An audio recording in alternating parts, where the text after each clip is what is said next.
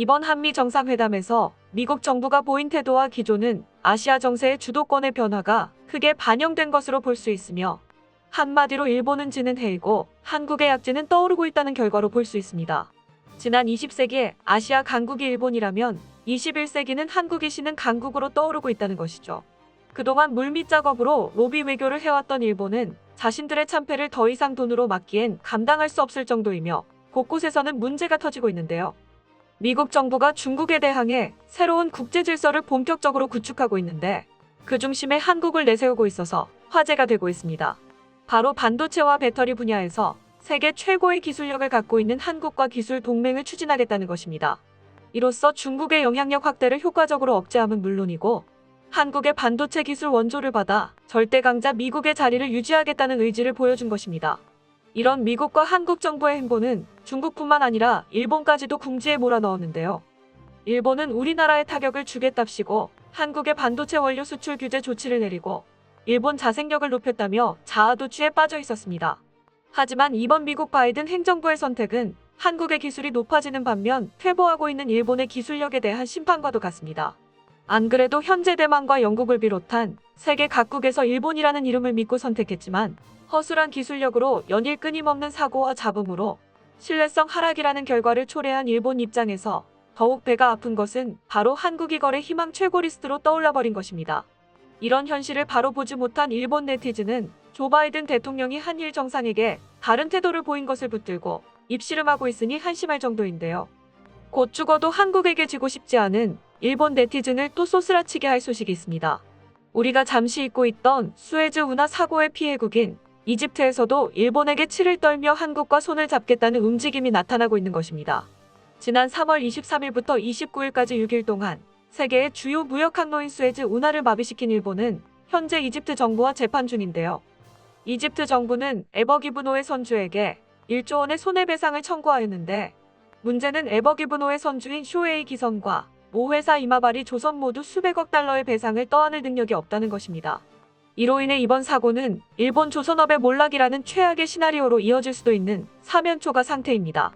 이런 상태로 일본은 수에즈 운하에서 발생한 1조 1천억 원의 엄청난 손해배상 금액을 신용을 잃을 것도 감수하며 공정 여론을 형성해 책임을 회피하려고 했습니다. 하지만 이집트 정부는 일본과 단교도 불사할 정도의 강수를 두는데요. 바로 손해배상을 할 때까지 배와 화물을 내주지 않겠다며 에버기브노와 운송화물들을 압류한 것입니다. 영국 BBC는 이 일을 전하면서 일본의 실수로 당장 수천억 원을 대신 배상해야 하는 에버기브노의 영국 보험사가 수에즈 운하 측에서 화물을 압류한 것에 대해 근거 없이 불법적으로 진행했다며 소송을 걸었다고 전했는데요.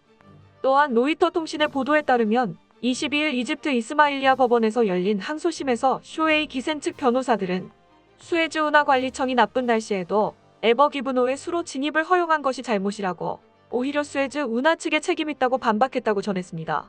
사고 당시 에버기브노의 크기에 걸맞은 예인선이 최소 2척 동반돼야 했지만 그러지 않았다고 지적하면서 쇼에이 기센 측 법률팀 소속 아흐메드 아부 알리는 로이터의 수에즈 운하 당국이 선박 과실을 입증하는 데 실패했다고 적반하장으로 나온 것입니다.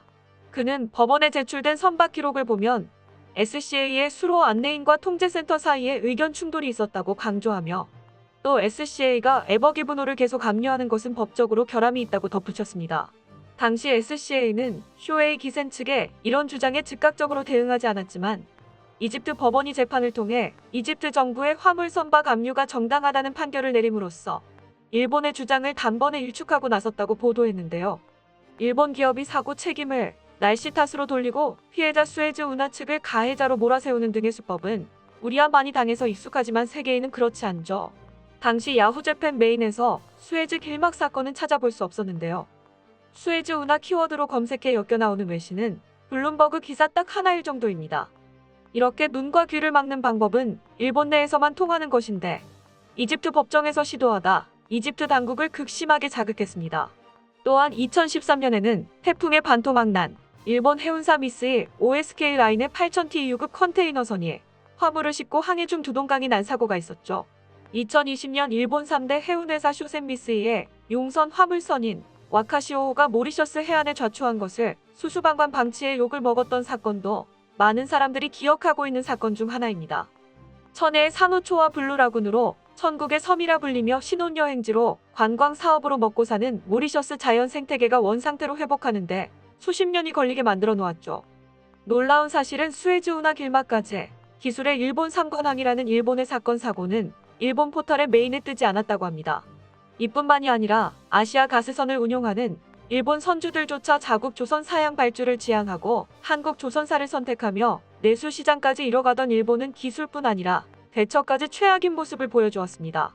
또한 일본 기업들은 아직까지도 돈이 든다며 엔진 작동에 문제가 많고 환경오염이 심한 저유황유와 개방형 스크러버를 고수해 이집트 당국의 치를 떨게 했는데요.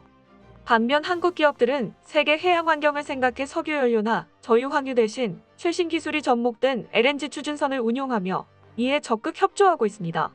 이런 일본 정부와 기업의 무책임하고 뻔뻔한 모습에 참다 못한 이집트 정부는 수에즈 맥스를 기록한 한국과 보란듯이 대대적인 수에즈 운하 개발 사업을 추진하고 나섰습니다. 에버기 분호 사태 이후 전 세계의 선박 수주가 한국의 조선업에 몰리는 모습은 물론 기술력의 믿음과 신뢰도 있겠지만 사태에 대처하는 임기응변도 크게 한몫했습니다. 당시 다른 나라의 선박들은 수에즈 운하가 뚫릴 때까지 기다렸지만 언제가 될지 모르는 상황에서 한국은 바로 막히는 운하를 피해 멀지만 순항하는 방향으로 사고의 전환을 꾀한 바 있습니다. 이러한 한국의 순간적인 재치에 다른 많은 선박들이 따라 돌아가고 우리 청해부대도 이에 호송을 지원하는 등 이집트에게 크게 도움이 됐습니다. 미국 정부와 더불어 이집트 정부 또한 과거가 돼버린 일본의 기술력을 믿고 눈앞의 이익을 선택하기보다 탄탄한 기술력을 바탕으로 미래를 향해 전진하는 한국과 협력을 추진하는 것이 100배 더 낫다고 인식했는데요. 5월 22일 이집트의 유력 매체인 이집트 인디펜던트는 그동안 이집트 정부가 사활을 걸고 추진해왔던 한국과의 수에즈 운하 개발 사업에 드디어 한국 기업들이 관심을 가지고 나서고 있다는 보도를 대서특필했습니다. 이집트 매체는 최근 한국 기업들이 수에즈 운하 개발에 투자와 더불어 항구 운영과 철도 개발을 비롯해 스마트시티 프로젝트와 담수화 개발 등을 이집트 정부와 협력하는 것에 관심을 표명했다고 보도했습니다. 지난 금요일 이집트 외무부가 이집트 카이로에서 주재한 한국 대사관과 함께 수에즈 운하 관련 회의에서 이집트의 교통과 주택은 물론이고 관계시설과 복원된 이집트의 각 부처 관계자들과 한국 기업 대표들이 동참한 사실을 알렸습니다. 이집트의 각 부처 인사들이 한국 기업들의 투자를 위한 다양한 프로젝트 방안을 제시하자 오히려 한국 기업들이 이집트의 투자를 늘리고 이집트 정부와의 정기적인 협력을 추진할 것을 제안했다고 말했는데요.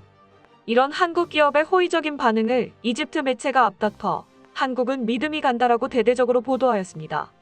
이집트 정부는 수에즈 운하뿐 아니라 아예 나라 전체의 신도시 개발 사업을 한국에게 전적으로 맡기겠다며 보란듯이 일본 기업과의 법정 다툼 속에 발표하게 되는데요.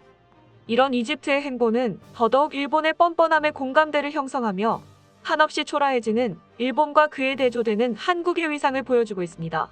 세계적으로 해운업계에 피해를 준 일본은 수에즈 운하 사건 때보다 무성의와 책임 회피적인 뒷수습에서 더 질타를 받고 있는 상황인데요. 반면에 이집트는 한국과의 협력 사업 금액에서 4억 6천만 달러, 하나로 약 5,200억 원으로 책정했는데 그중 대출이 4,400억 원이고 나머지 600억 원은 갚아도 되지 않는 보조금으로 이루어져 거의 100% 이집트 돈으로 우리 기업에 사업을 맡기고 있습니다. 이같이 적극적인 지원을 아끼지 않는 이유는 독보적인 기술 강국으로서 AES까지 확실한 한국의 기업들과의 협력이 훗날 100년의 미래를 좌우한다는 것을 이집트 정부가 나서서 대변해주고 있는 것입니다. 변은 익을수록 고개를 숙이는 법으로 앞서 세계 해상 운송에 친환경 바람이 불 것을 예측한 우리는 조선업이 위축되는 상황에서도 LPG 운반선과 그를 연료로 움직이는 조선 선박 생산을 연구했습니다. 아직까지도 돈돈하며 저유황유 엔진을 사용해 운용하는 일본은 기술 개발 투자 역시 자중하여 오늘날 그 영광을 스스로 놓친 것이 아닐까 싶은데요.